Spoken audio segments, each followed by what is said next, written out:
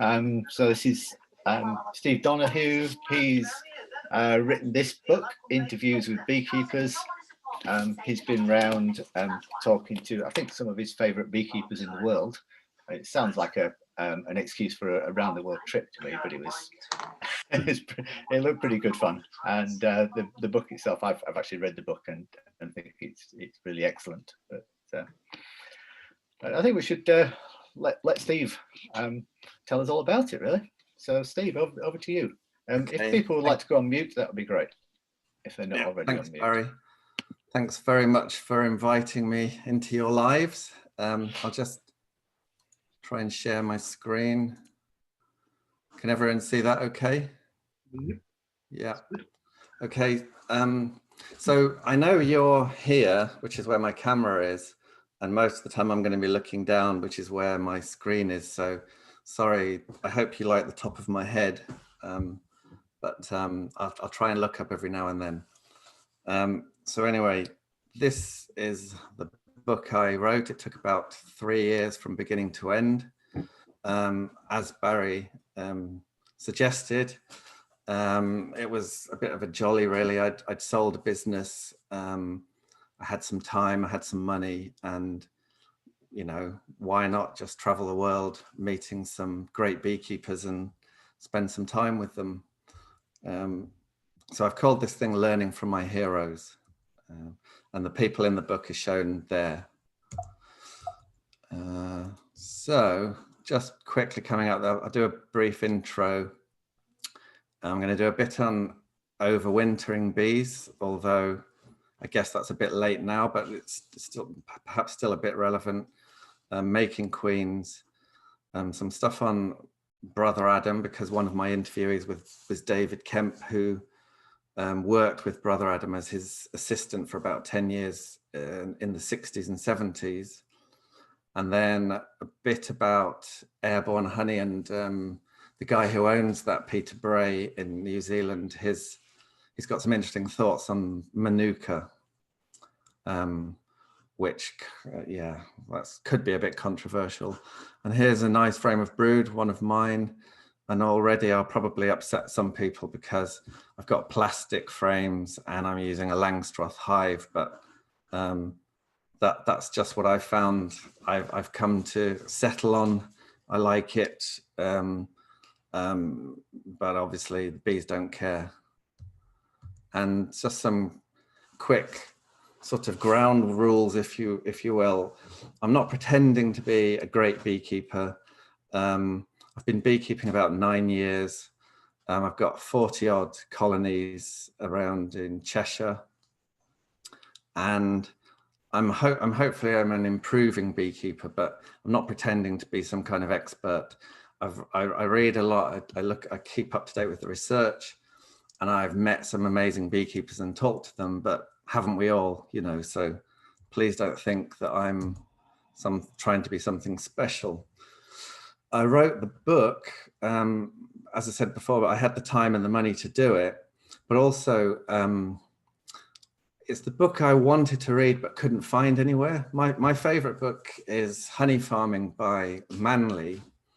And I'd read a lot of books, and a lot of books are very samey. They're basically a little bit targeted towards beginners. And they all have the same things in, like, this is a beehive, this is a queen, this is a drone. And it kind of gets a bit tiresome after a while. So what I really wanted, because I'm sure you found this when you go to association meetings, you meet someone who's been beekeeping 20, 30 years, and it's just nice to hear them talk. It's just nice to ask them questions, say, what do you do in this situation? And people tell you. And I wanted a book that did that, and there isn't one. Well, there is now, but there wasn't. So that's why I wrote it. And if anyone reads it and enjoys it, that's kind of a bonus for me, because the point for me was just to meet these people, to learn from them, and to achieve my goal, which was have a book on the shelf that had my name on it. If anyone buys it and enjoys it, that's great.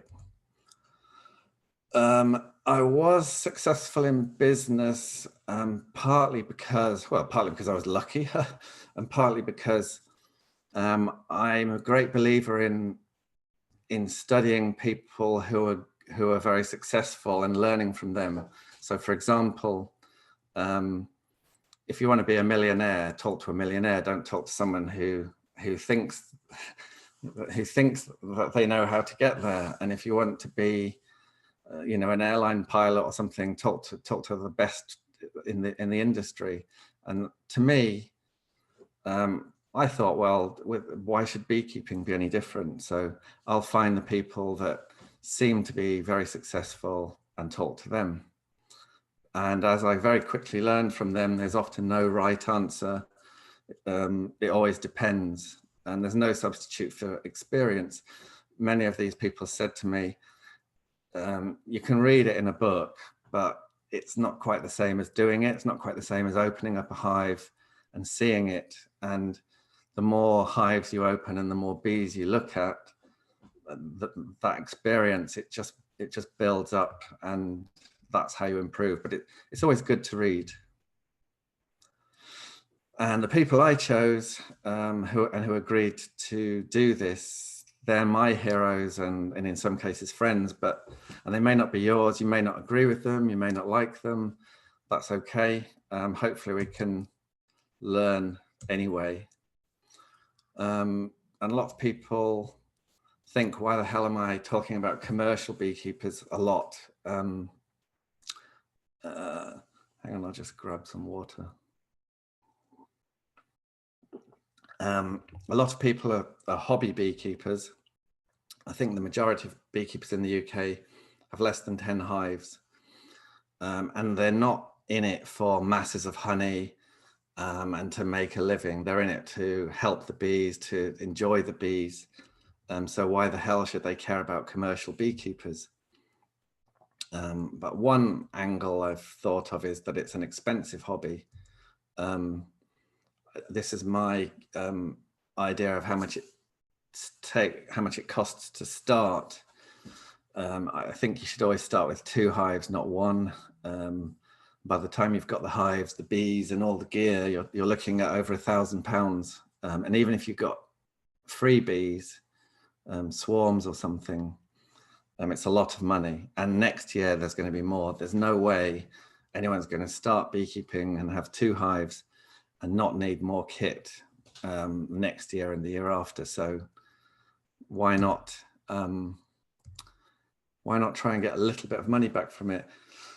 Randy Oliver, who most people would probably have heard of. I just need to change this, hang on. Okay. He's kind of handed the business side of his beekeeping over to his sons now, actually, but he still has access to 1,000 colonies, which are now his son's bees, and they let him experiment on them, and that's his thing. He does lots of field trials, testing varroa treatments or testing all sorts of things, and if they suffer any losses, then that's okay, because they're his kids and they have to put up with that. But he said, which I found really interesting, he said, find out what your joy is. You know, if you're gonna try and do something for money, do it because you're good at it and because you enjoy it, because it's going to become impossible if you don't.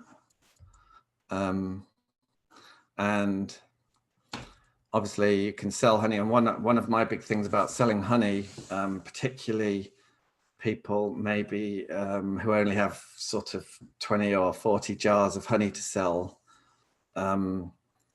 it's a fantastic, unique product that took you and your bees a long time to make, and it tastes special, and so charge a special price. You know, I see people selling honey at very low prices, and obviously in the supermarkets it's low, but that's imported honey and what have you. But I think we should all make an effort to charge a reasonable price for our honey. That's just my thoughts on the matter, but I mean, think how hard those bees worked for it. Selling nukes, melting down wax to make candles. There's cosmetics. I love raising queens, and if you raise queens, you might have some spare. People will always want queens, and you can always write a book. But if you do that, don't expect to make any money, and do the thing you love.